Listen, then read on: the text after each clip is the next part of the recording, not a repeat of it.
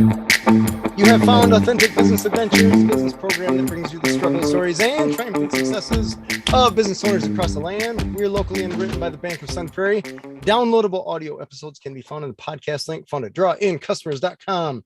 We are locally underwritten by the Bank of Sun Prairie. I already told you that, so we'll just keep rolling here. Today, we're welcoming / preparing to learn from Camilla Hallstrom, co-founder of Zalstrom. So, Camilla, how about you tell us, what is Zalstrom? Sure. Yeah. So we are a newly founded SEO agency.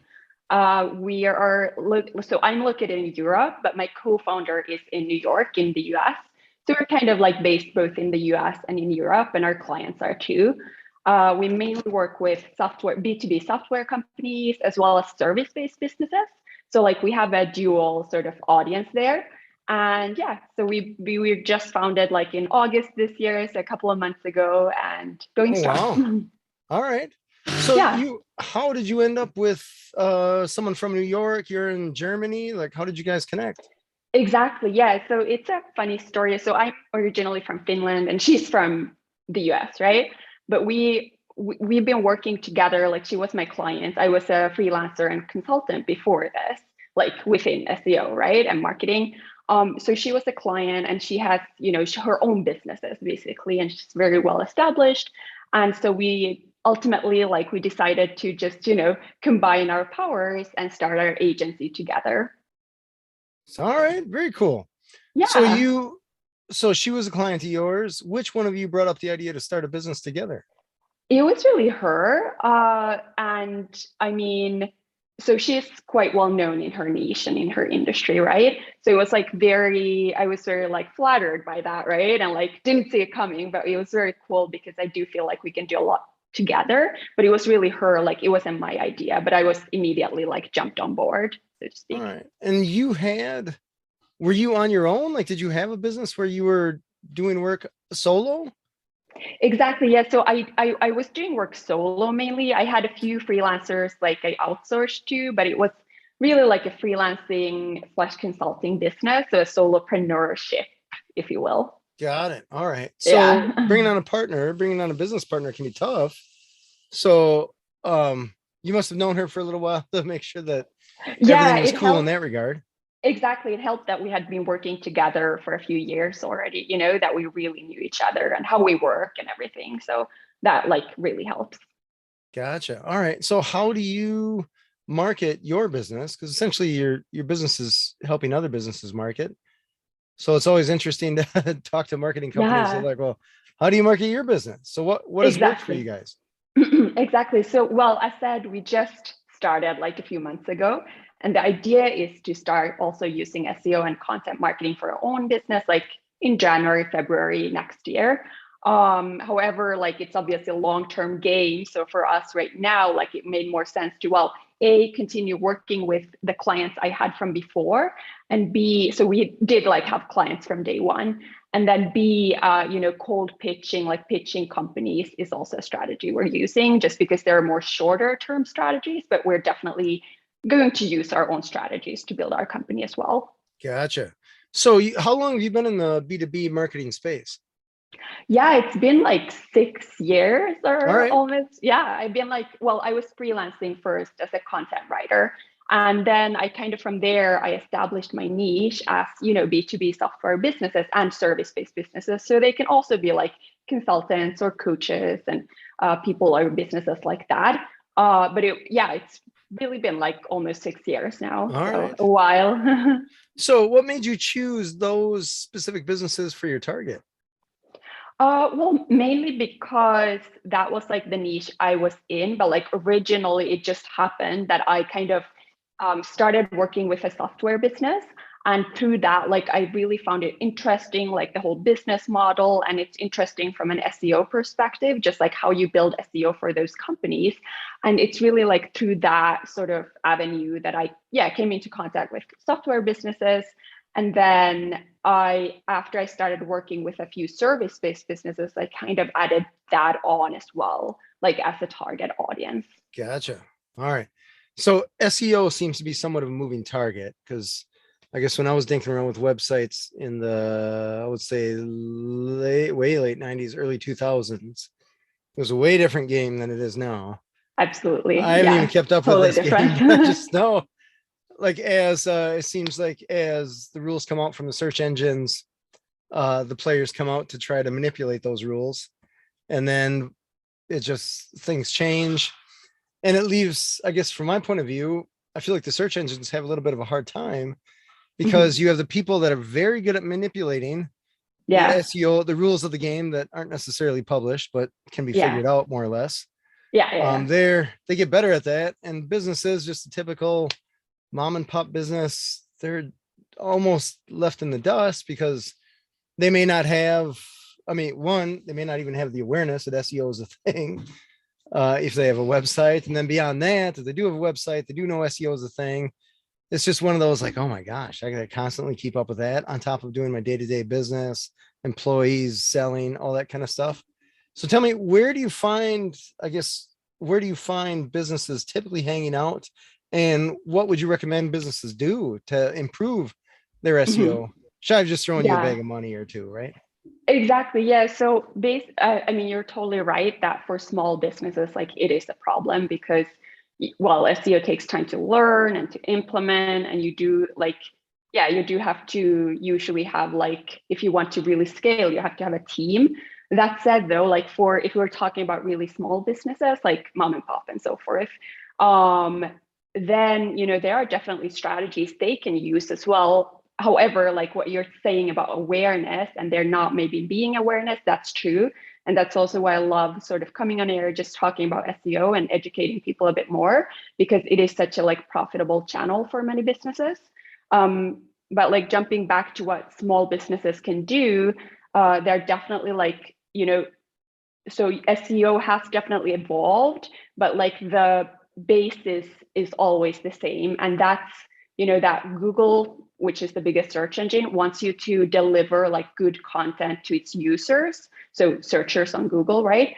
And so basically what these small businesses can do is like write content and publish content consistently on their blog. And it doesn't have to be like a huge undertaking if they're doing other marketing as well. Like let's say a small business has a YouTube channel where they post like YouTube videos, they could take that YouTube video and kind of repurpose it. I mean, they can't just publish the YouTube video and call it a day.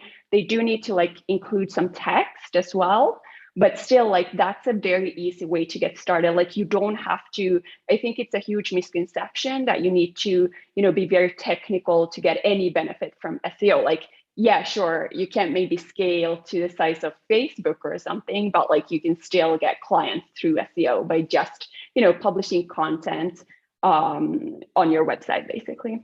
Sure. Well, I look at a website like Craigslist, and I'm like, well, a lot of people know about Craigslist, but I don't know if they're really doing a whole lot of SEO. So a Yeah. business or a website like Facebook, I don't know if they have to do a whole lot with SEO. No, they're so big they don't have to, So much basically, traffic already. usually. Yeah, So I mean, exactly. the Amazons of the world. But on the flip side, I guess Amazon's, when you look for something online, you can tell that Amazon's throwing a fair amount of money at advertising so that Yeah, they continue to show up.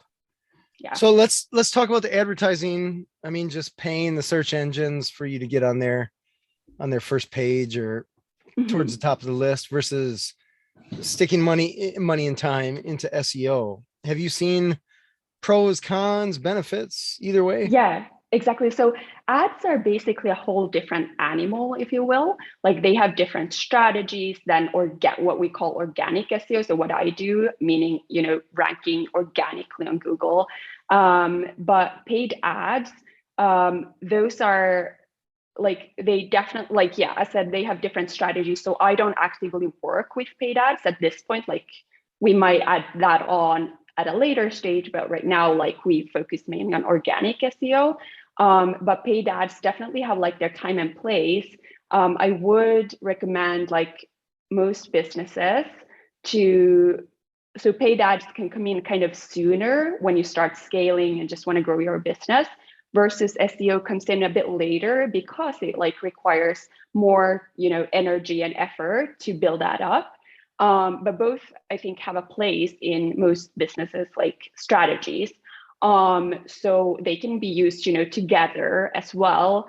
and especially, paid ads work well for, keywords that are have very high buying intent. So when people are searching for something where they're really looking to buy something, like a classic example is, best running shoes.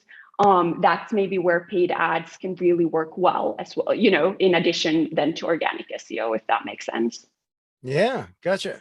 Interesting. Yeah. So, Yeah. I mean, I'm just like any other business owner. I get inundated with emails all the time that's like first page of Google, click this link kind of thing. And it Yeah. seems like all these promises. Can Yeah. you Yeah. tell us, if I were to start a business brand new from scratch today, and I were to just hire you or implement the best SEO strategies in the world, how long would it take for me to actually start getting found from Yeah, that's the typical customers that I'd be after? exactly. That's an excellent question. And as many times in marketing, it depends on your industry and your website and so forth.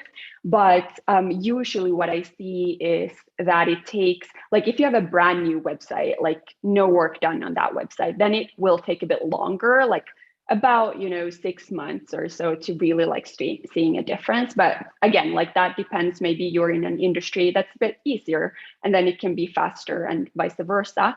And then if you have a website that's a bit more established, maybe you already have a blog, like you've already created some content and such, then it'll be faster. Then we've had clients who made like a return on investment just in a few months. So it totally depends on like the website and industry and strategies and so forth. Gotcha. Interesting. So if I were to start, let's just say a hypothetical. I want to work this hypotheticals because I have a very hard time with just wrapping my head around the whole SEO thing. Yeah. I've had companies come to me and say like, hey, pay us a nut every month and we'll make sure your SEO strategy is taken care of.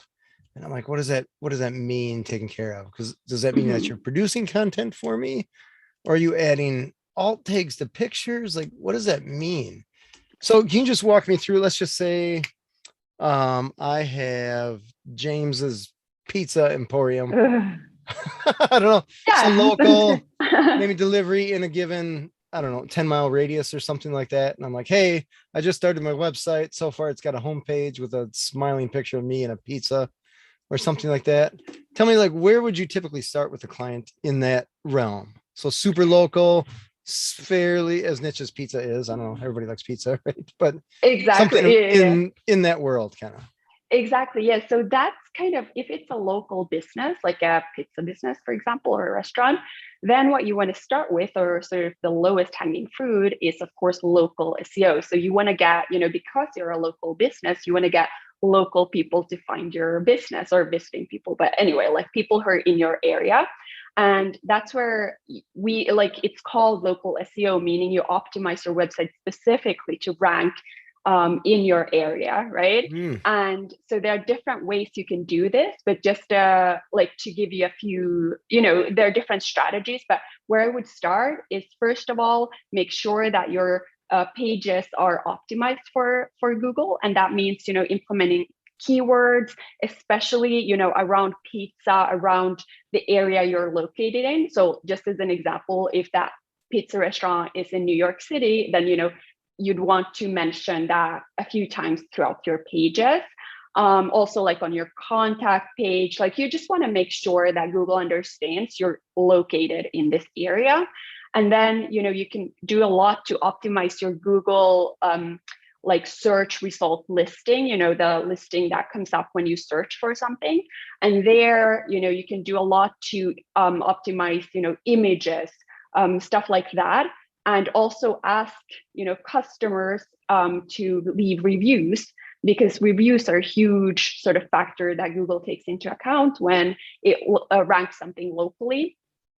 So those are just a few things. Then, like going even further, like the next step would be to, reach out to maybe some media in your, some newspapers, media, different businesses, organizations in your industry, or sorry, area, and get links. So they give a backlink to your website from their website, because those links show Google that they trust your business, and that helps you rank on Google. And especially if those websites are local, it gives even more of a boost to your website.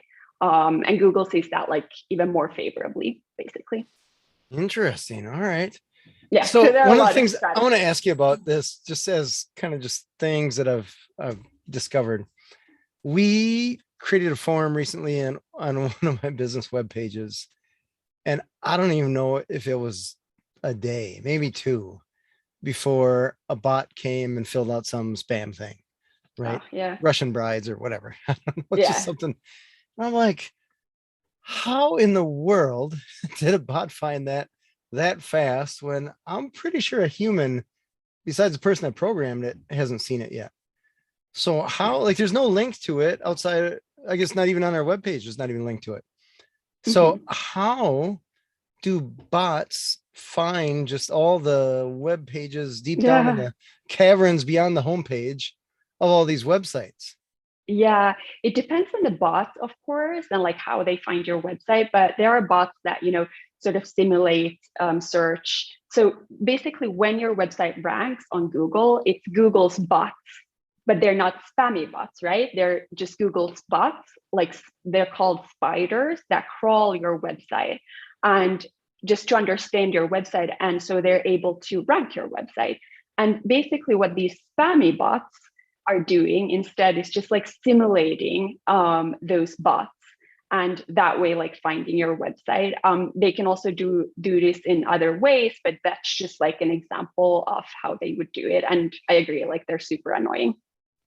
It was surreal because it Yeah. was so fast. Yeah, and it's so like typical, that if you have a blog and you have a comment field, like, the spam will just be so massive, like in the back end, basically. So it's a problem, I think, but not Yeah. much you can do about it. So yeah. Interesting. Yeah, it was funny because I'm like, who? I mean, I don't know if the person or people that put this together, if their intention, if they make money off this somehow, if there must be somebody clicking on that, like, hey, I Yeah. totally want a Russian bride or something like that. Exactly. Or Yeah. Yeah. is it Or just something else. a stepping stone? Like, hey, let's just try to attempt to hack into this website, and then Yeah. we'll I work mean, on breaking into Fort Knox later or something like that. exactly. I mean, they're both. So yeah, it's always a mystery, how they can make money, but I guess they do, since there are so many of them. How about you tell us about the name Zalstrom? How did you guys come up with that? Yeah. Yeah, so it's basically a combination of my name, which is Hallstrom, and then my business partner's name, which is Sue.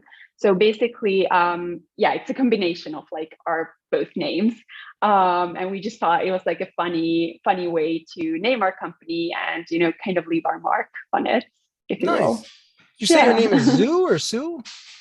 So it's pronounced Joe, but it's written like ZHOU. My Oh, business wow. Okay. partner's name. Yeah. Very nice. So Yeah. tell me the size of businesses that you guys typically work with or that you target. Just tell us about that. Yeah, absolutely. So basically, the types of businesses we work with right now are mainly sort of mid-sized software businesses, and then also like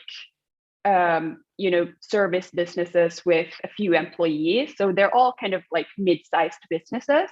Like our goal is to also expand to bigger businesses, but right now that's kind of our niche. Gotcha. Yeah. And mid-sized business, how many employees are we talking? It Mid-sized means a lot of depends. different things to different people. Exactly. Yeah. So it depends. Of course, like they could be, let's say 5 to, then like 40. So it's like the whole spectrum. Gotcha. All right.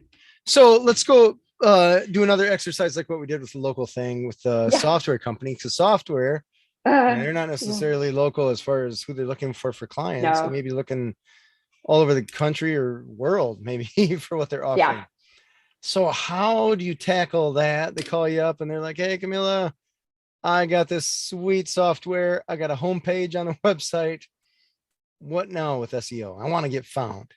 Yeah, exactly. So basically, as you say, like they have a different approach because they're not local, right? So they want to be found everywhere or like in specific markets, but still like probably globally and or on a bigger scale than locally.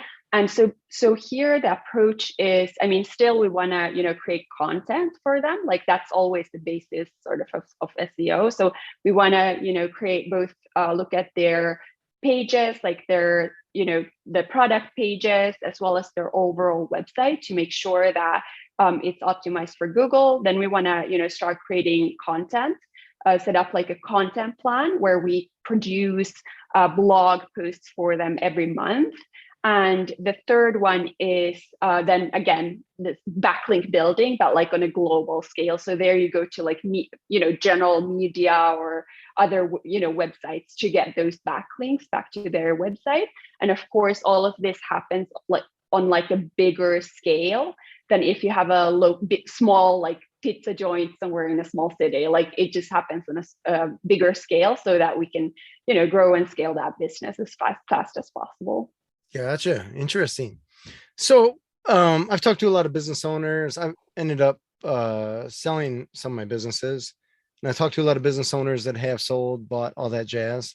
Yeah. And one of the things, especially for a small company where you're not necessarily a McDonald's or some huge, Nike name or something like that, I always think, how much would it cost starting from zero to build brand recognition for any brand in comparison to just buying a given business that's already in existence? Mm-hmm. So from I guess, when you are talking to a company to figure out, hey, what is a practical number for you guys to spend in, let's just talk percentage of revenue without talking actual dollars. Are we talking like 5%, 20%, 50% of revenue, or what's a typically practical number or number? Practical percentage in regards to that, what a business can expect to spend on SEO or Mm-hmm. Mm-hmm. Yeah, exactly. Okay, then I got you. Yeah. So basically we don't work with like percentages of revenue. It's more a flat fee. Of course, that means that the business does have to have some type of revenue, right, to be able to afford those services. But I mean, now our services are, for these mid-sized companies. So obviously, like that's a certain, price range. But then also you have like other SEO agencies who are catering to smaller businesses, for example, and that's a different price range. So it totally depends. But as I said, we don't base our fees on like revenue, like a percentage of revenue, but rather like a flat fee, which includes like all these services. And then of course, like as we move forward with the business and like their, traffic and business grows, then we sort of, once we're at a certain level, we then like increase the rate so that we can do even more to like scale faster, add more sort of services into the mix or do more. And that's kind of how our pricing model looks like. Gotcha.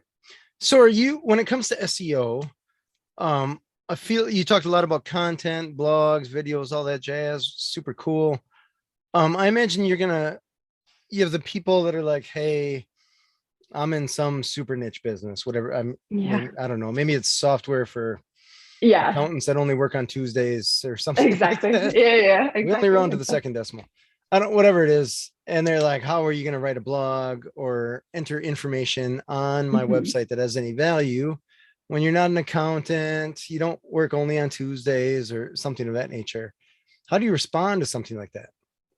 Yeah, that's a great question. So basically, obviously, like if you're that niched, and you only work with accountants like who work on Tuesdays, then like that's your audience, and that audience has a certain cap, right? Where how much you can make as a business, like working with them.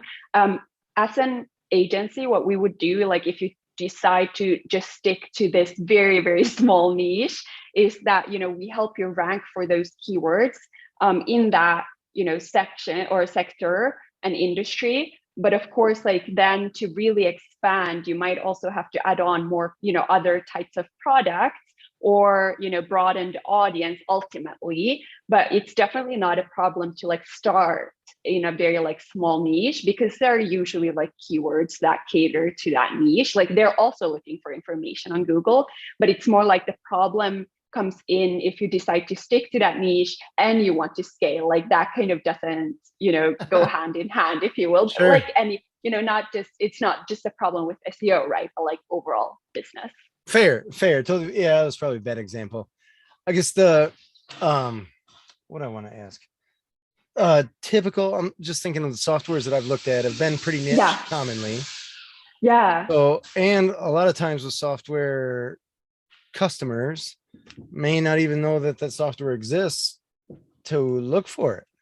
Yeah, I guess if that makes sense, right? Yeah, exactly. That makes total sense. And I mean, your previous question as well, because it is like a, concern for many, like, can I even use SEO? Because I mean, it's such a small niche. But of course, like if it's a software product or any product where the customer doesn't really know their need or, their want for that product, then what we do is look at, related industries or like related sort of, because they're all like, if you have a product that you sell, then there's a problem to be solved, right? For your customer. And so what we would look at is, or tackle it instead from the problem angle. So what are customers sort of searching for when they're thinking about their problem, like whatever that may be? They're probably like, some of them are going into Google or another search engine and just looking for a solution to their problem. And that's then how, if you with your niche software business rank for those keywords, then that's kind of how you get customers. Of course, it's not as straightforward as if I'm searching for like pizza restaurant in New York City, and I go to like the nearest pizza restaurant, like that's a very fast conversion. Mm-hmm. But here, like we have to tackle the customer journey a bit like from a broader angle. Sure. All right. Tell me, I mean, you mentioned Google, biggest search engine, but you've also got the others. Yeah. Even in Europe, maybe there's some that I don't even know about. So how do you play the game with all the different search engines? They're changing rules. And I imagine sometimes their rules maybe opposed to each other. Yeah, no, actually, most of them work like in the same way, because all of the search engines have the same goal of like ranking the best content or the best information, if you will. Like it doesn't have to be blog content. It can also be, YouTube videos or videos in general or images or whatever that might be. But like their goal is to rank the best ones from a user perspective. And so they all kind of had the same goal. And of course, Google being like one of the first bigger search engines, like they've kind of, and the biggest today, like they've set the rules for, how algorithms work and so forth. So most of these other search engines are trying to like emulate what Google is doing. Then of course you have a few search engines where like their selling point is privacy. Like we protect your privacy, and that's like our selling point. But they're like still like the search algorithm works in the same way. It might just be that from a privacy perspective, like you might have a harder time, for example, ranking in certain searches, or it might be harder to rank locally because it's harder to like track where people are and so forth. Got it. All right. Yeah. I think of something like, is it DuckDuckGo? Yeah, that's one. And then there are a few like newer ones as well. Like there are some of those search engines that really look at privacy. Yeah. Interesting. Yeah. I saw a billboard for them. I don't know, a little while ago. It's interesting because that's, yeah. I mean, yeah, trying to beat Google at that game is tough yeah. game. It's Tough a game. tough All the game power for to sure. them. Hope they do Yeah, well. exactly. So with your business, is the idea that you'll scale, or are you guys going to stay the two of you? I guess what, from a business standpoint for you guys, what's the plan moving forward? Short term. Yeah, absolutely. So basically right now we do have like a pool of freelancers we work with. But so like right now that's the situation, or like what our business looks like. But moving forward, we're definitely going to build a team and also scale quite, or like our goal is to scale quite fast, especially given that, we already have like an existing pool of clients like from before, and quite a lot of like business experience. So so that's kind of the goal to, not stay like just the two of us, but rather scale rather fast. Well, I get it. I can see either way because I have employees And there are days that it's super awesome. And there are days when you're like, you know what? I kind of get the whole one person in a van Yeah, kind of thing. absolutely. Yeah. So And I did that for, a number of years, like being a freelancer and consultant, but now I just feel it's time, for something bigger. gotcha. Totally fair. Now I want Yeah. to talk to you about working with your partners across the ocean. So Mhm. is that challenging? I mean, you got time difference. You're not in the same office. I mean, that's kind of the world that we live in now with a lot of businesses. So has that been a challenge communicating or keeping in touch or just keeping in the loop? Or how have you guys worked through that? Yeah, surprisingly, it hasn't. Like, I would have thought the same, that it would be challenging, but I think like with just straightforward communication, it's quite easy. Also, like, my co-founder being in the US and me being in Europe, like there's still some overlap in terms of hours, like where it's, my business hours and her business hours. So it's fairly easy to set up calls and such. And then of course the rest is, through email communication, but it's really not, I think like it comes down to sort of establishing the goals from the start. Like what are your expectations? What are my expectations? And what are our goals? And then clear sort of roles within the business. And that really helps. Like this is my area, and if I need some information or input, I'll just shoot an email. And then like we have regular calls where we then like look at things in a more sort of broader strategic level. So yeah, One of so the that's things, basic. Yeah. there's a little construction going on here. It's all Oh good. yeah. So I apologize for that. No worries. One of the things that we have with my calls on call business is everyone's remote, they're doing well, but I feel like there's just some of the camaraderie or a little bit of the culture that you would have in an in-person office is lost, or it's not as easy to maintain. Because before you just walk in the door, people be there, be like, hey, good morning, how's it going? Oh, I just had, I ran over a dog on my way in or whatever, something like that. Where Hopefully not, now, but yeah. yeah, hopefully not. But now we have instant messaging set up, but it's a lot of it's it's business strictly. So Yeah. I don't want to say strictly necessarily, but you're just not telling about your day. Maybe one, because you're not driving anywhere. So you're not running over a whole lot of dogs. But it's one of those, you know what I mean, where it's just Yeah, you absolutely. don't want to pollute the instant messaging channel with let me tell you about stuff that's not necessarily relevant to the business, but you also have to maintain humanity Yeah, and enjoy the people that you work with and keep the culture happy, absolutely. positive, all that jazz. So how do you guys take care of that? Because that's got to be especially tough with just two people. Yeah, well, I imagine like it'll be tough also, like when we have because now we work with freelancers, so obviously that's very project based. But like, with employees and a team, like I can imagine that being very like challenging. Like, how do you create that culture? But I think for us, like it works because we also have like our own like projects, going on. So it's not really basically, yeah, for us, it's not like a problem where we would need to really chit chat a lot during the day.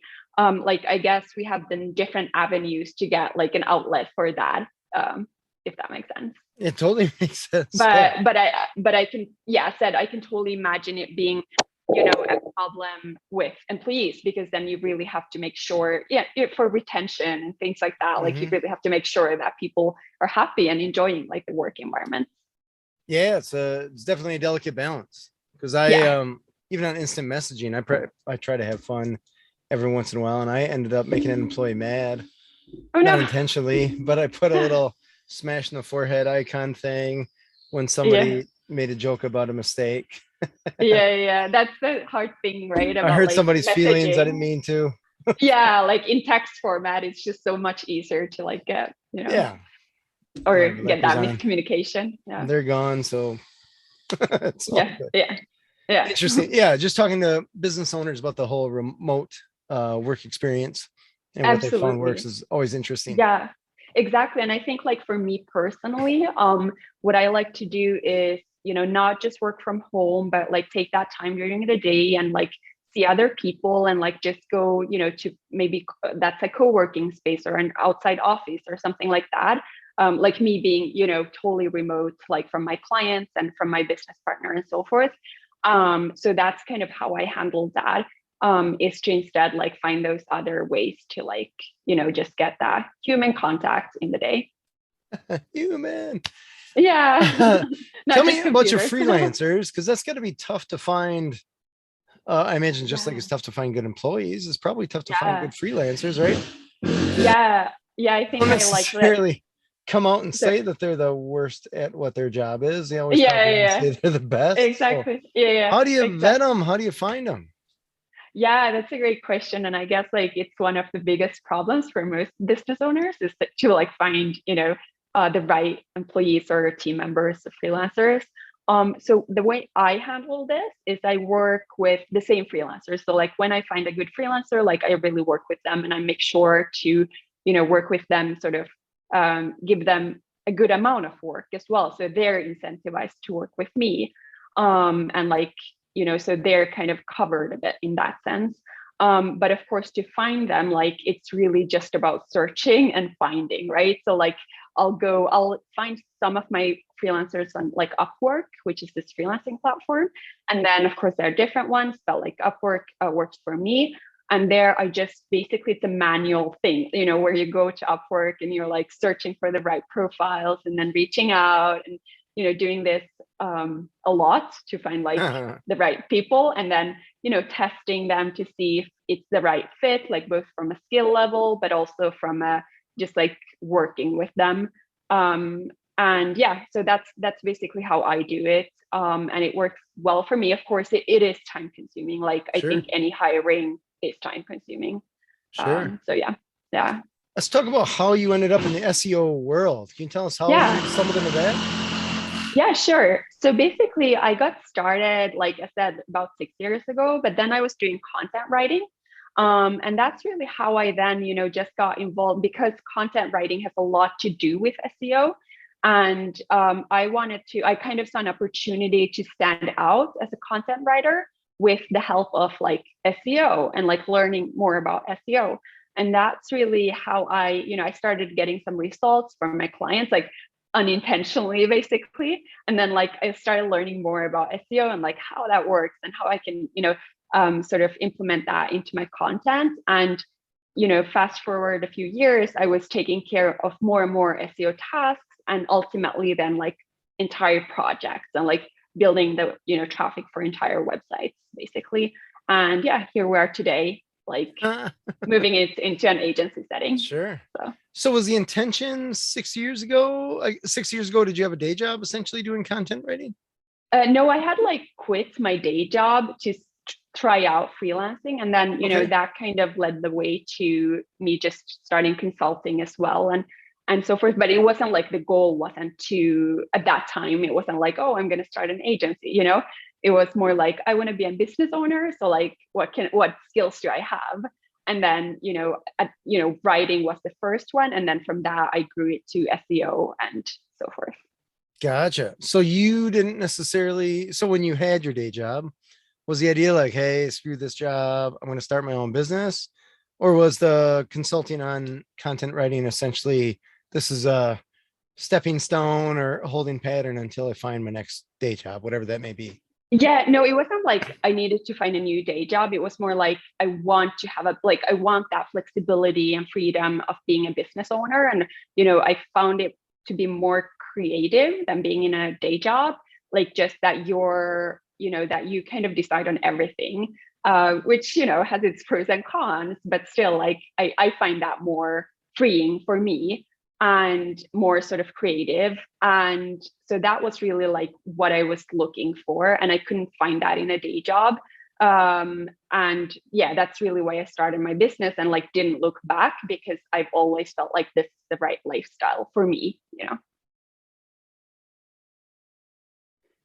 It's interesting that you use the word stability along with freedom, because typically I feel like people with day jobs presume that their job is stable and they're sacrificing some freedom in exchange for that stability.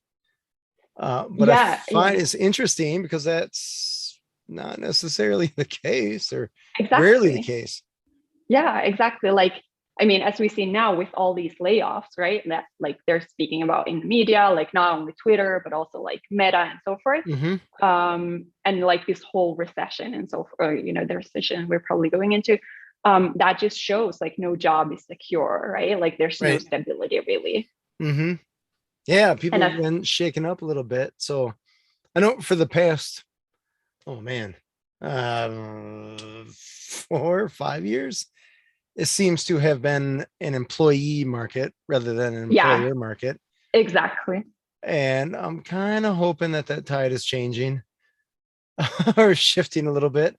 Not necessarily because I wish bad upon people or anything like that, but I feel like a lot of people gotten lazy from from my perspective. So I don't know where you're at with that, but if you Yeah, see that, I think maybe the bigger problem is just like balance, right? Mhm. And just in general, yeah, like this just goes to show basically that there is no stability. Like it just Right. Hmm. it's a good thing to keep in mind, Right. even though people are of course suffering through this as well. So yeah. Yeah, it's just I'm reminded of that. I can't think of the exact quote from the GE CEO when they let go of a bunch of people. Jack Welch. Jack Welch let go of a bunch of people, and one of the guys complained. He's like, "Hey, I've been here 20 years. You're letting me go." And Jack Welch is like, "We're also hiring, but you got to keep your skill set up to the modern era. And if you're not Mm. constantly growing and constantly improving yourself as an employee for the job that you have and the job you want, etc., you can get outdated pretty quick." Yeah, in this like day and age for sure, like Hmm. especially if you're in the any like digital space. Yeah. Yeah, that's definitely something most people need to sort of keep Yeah. track of. Yeah. Tell me, I want to talk about some black hat SEO stuff that you should not do. Yeah. This reminds me of oh my gosh. I started my first business in 2006. So this is probably, let's just say 2006-ish. I built my website and I had read somewhere online that people, the viewers of your website, only want to see so many words, but search engines want to see a lot more words to actually know what you're about. So I remember I put this laundry list of towns that we did business in, and then I made the list of those towns the same color as the background of the website, so that Mm, the a viewer wouldn't necessarily see it unless they selected all the text, but a search engine in theory would. Then I yeah. learned later that they're like, no, don't do that because that shows that you're trying to hide stuff from people and search Yeah. engine will black flag you. And I'm like, oh, that was not my intention. But okay. And we're small enough website where it probably didn't matter either way. But can you tell us just about some practices that people may be implementing with presumably positive intentions that are not a good idea from the search engine Yeah. point of view? Absolutely. So, I mean, that's one, of course, but two like big ones come to my mind. And so maybe just to like back up or back a bit is that like black hat SEO are strategies that like are basically against Google's user guidelines. And so you shouldn't use them because your website might get like, basically your traffic can tank because Google like stops ranking your website. And some black hat sort of strategies that people might be using is one, first of all, paying for links. So Google Oh, actually says like you should not pay for links. Like this is in their guidelines, like very clearly. But and this is also a problem that a lot of SEOs, like people who work as SEOs, use paid links, and that's actually like not a good idea. Just because while it might work right now, you don't know, like in a few years, Google might go in and say, oh, paid links are such a huge problem that we need to crack down on this. And we're going to like implement this new algorithm update that's going to like, take care of this problem. And that means that if you have paid links, your traffic is gone, so it's just mhm. not a very good way to grow your traffic, even though you might get some results right now. Mhm. So that's one thing which I think people just like from not knowing any better are doing, you know. So that's one thing you definitely shouldn't do. And if you can pay for links, but then the website which links to your website needs to mark it as sponsored, as you know, that link is sponsored. So that's totally fine. But it does need to be linked. So, you know, on a website where you have like branded content, where like a business has clearly paid for that content, like that's totally fine. It's more like if you do it without any any highlight of that whatsoever. The second thing is reciprocal links. So like if you and I would like exchange links to our websites, like that's also a no-go. I mean, it's a few of those links are fine because it's like how websites usually work, right? Like that sometimes you just have like the same websites linking to each other. So that's fine. The problem is if all of your links are those types of links, like that's where it looks spammy to Google. And again, like your website might get affected from that. Gotcha. All right. So yeah, And of course, paid link thing. Yeah, I guess I don't know. I've had people reach out asking if I wanted to pay, and for sure. Yeah. And it sounds like a good deal, right? Like, why not make a bit I money? chalk it up to the whole Russian bride thing. I'm just like, yeah, exactly. And it sounds, you know, it's like, well, I have this website, why not make a bit of money, like just from links? But it's not, you know, it's not a good idea unless you're, you know, actually saying that those are sponsored links. Yeah, I guess I have had people reach out to me about other websites that I have asking to pay me for me to post their blogs on the website. Exactly. I guess that's not really the realm of where I make my money. So yeah, so you haven't just done it. Pass. Yeah, exactly. But some websites are, so yeah. Oh, I'm certain. There's no doubt. Yeah. Yeah. It's interesting when you do a search on something and you end up on a web page where it's 50 gazillion ads. Like, oh, I see what's happening here. For sure. Yeah. So where do you see SEO going in the next few years? I mean, it's tough to tell very far ahead, but it's changed quite a bit in the past few years. So there's certain things that you're prepping some clients for or learning more about, I guess. I'm not even going to speculate on what that could be. I have no idea. Yeah, that's a really interesting question, I feel, because also like there's so many new technologies right now that there's just so much possibility, right? And of course, I can't say for sure. Well, first of all, what has always kind of been the same in terms of SEO and how SEO works is the user experience. So, you know, search engines like Google want to keep a good user experience for their users. So good content, you know, those kinds of things like authoritative websites. So those will probably keep the same, right? Because they still want to present the best content to their users. However, the way we search is changing. So for example, voice search is getting bigger and bigger. And, you know, AI is taking more and more space. And then like younger people, like Gen Z and so forth, like they're searching more and more on TikTok, for example. So they're using TikTok a bit like we're using Instagram or Google or other, you know, platforms.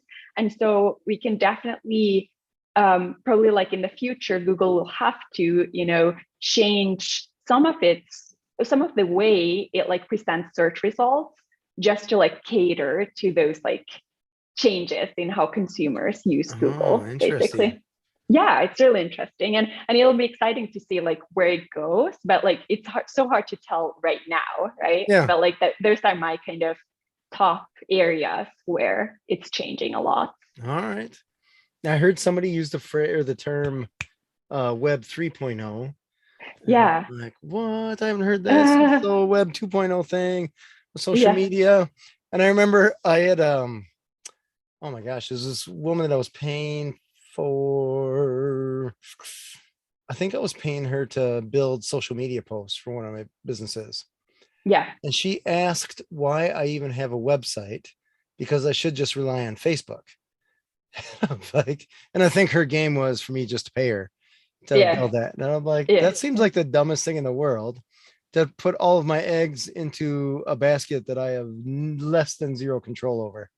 Exactly. But she tried to talk me into, she's like, the web as we know it is going away. It's going to be exclusively Facebook in this. And of course, we know that's not the case. So it was interesting, her perspective. And I'm not really sure if that was a sales pitch on her end or if she actually truly believed that. Uh-huh. I kind of hope it was a sales pitch because Yeah, I mean, exactly. I think that's, a good point to make, that like with your website, you are in control of like your audience, your traffic, and so forth, versus like if you rely on a social media, like we are seeing now with Facebook or Meta these days, like how, it's getting less and less relevant. So if you've like built your whole business on that platform, like you need to move to other platforms, right? But then also in terms of like Web3 and those types of things, like I don't know that much about Web3, but like from what I know, it's kind of like maybe the internet will change, but like I don't think it's going to change fast enough for us not to be able then to like adjust, Sure. once that change comes, basically. Fair, totally fair. Yeah. Yeah. It's interesting. I can't even tell you what I read that was talking about Web 3.8 or that you use that phrase. And I can't even say that what was written there was compelling enough for me to be like, oh, I have to change everything I've known about the web. I don't know. Yeah, exactly. I think like there are different opinions on Web3 as well. Like, is it a thing even, or is it not, It's just a marketing thing, like Y2K or something. Yeah, exactly. So like there are different opinions, I think, on that, but it'll be of course interesting to see. But overall, like, as with business in general, I don't think you should like jump to the next shiny thing, but rather like keep your, existing, like what you have, and like build on what's working now, and then like look into the future, of course. But right. Fair. I love it. So Camilla, you've been in business a little bit, you've been on your own for a while. What is some business advice that you give someone that was considering starting their own gig or just going off on their own, even as a consultant? Yeah, well, I think like the biggest thing is like, if you're totally new to business, is to really focus like on what you're, focus on a few marketing channels, focus on, one service or one product or whatever that is. And really like double down. And then like once you see, of course, in the beginning, you might need to try a few things to see what's working, but like once you see what's working, double down on that. So like instead of being on, let's say, LinkedIn and Instagram and TikTok and what's not, like if you see a LinkedIn is working well, like that's where you should, sort of gotcha. So push focus on. Yeah, instead of just trying to spread it everywhere. Exactly. Really push what's working. Yeah, exactly. I think that's like the biggest learning I've had from my sort of journey, and what I always try to remind myself even now, that it's at every stage, like you have to also focus, like you can't just spread yourself thin. Cool. I love it. Well, Camilla, thank you so much for being on the show. I appreciate your time. I thank you so much. This was really fun. Tell me, I didn't even ask your website. You were on an SEO program. So how would you tell us your website? Yeah, sure. So it's Zalstrom.com. So Zalstrom.com. Perfect. I appreciate it. So Zalstrom.com, Zalstrom. Yes. Sweet. Thank you so much. Oh, thank you. This has been Authentic Business Adventures, the business program that brings you the struggle stories and triumphant successes of business owners across the land, even across the pond here. We're locally underwritten by the Bank of Sun Prairie. If you're listening or watching this on the web, if you could do us a huge favor, give us the big old thumbs up. And of course, subscribe. That's a big deal. The algorithm wants to know. And I guess most importantly, if you don't mind, throw some comments out there. Tell me what has worked for your SEO, what has not worked for your SEO, and just any questions that you may have for Camilla. Outside of that, my name is James Kateman, and Authentic Business Adventures is brought to you by Calls on Call, offering call answering and receptionist services for service businesses across the country on the web at callsoncall.com. And of course, the Bold Business Book, a book for the entrepreneur and all of us, available wherever fine books are sold. We'd like to thank you, our wonderful listeners, as well as our guest, Camilla Hallstrom, co-founder of Zalstrom. Can you tell us that website one more time? Yes, it's Zalstrom.com. Perfect. Past episodes can be found morning, noon, and night. Podcast link found at drawincustomers.com. Thank you for listening. We will see you next week. I want you to stay awesome. And if you do nothing else, enjoy your business.